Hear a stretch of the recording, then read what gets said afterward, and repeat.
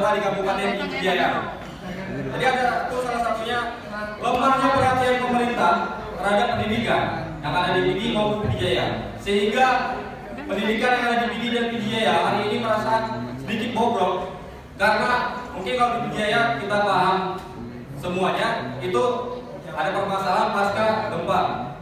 Jadi untuk yang kedua, infrastruktur yang tidak memadai umumnya, di mana di sini pemerintah pada khususnya untuk kampus Jabal Gafur lebih memperhatikannya.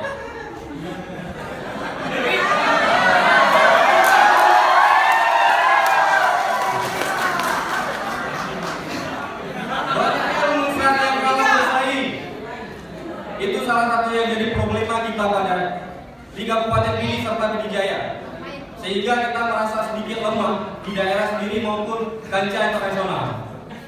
Dan yang keempat, mutu pengelolaan yang tidak berkualitas.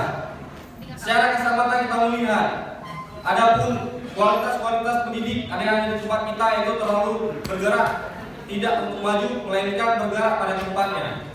Dan adapun solusi dari kami untuk diperhatikan secara keseluruhan, terkhusus Uniga. Dan untuk yang kedua, penuhi unsur infrastruktur dengan layak, sebagaimana dunia. Dan yang ketiga,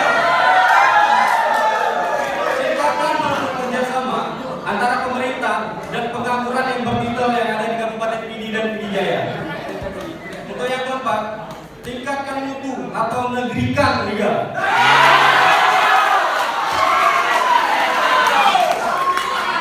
Sekian dari yang ketiga, budaya jadi usaha sampai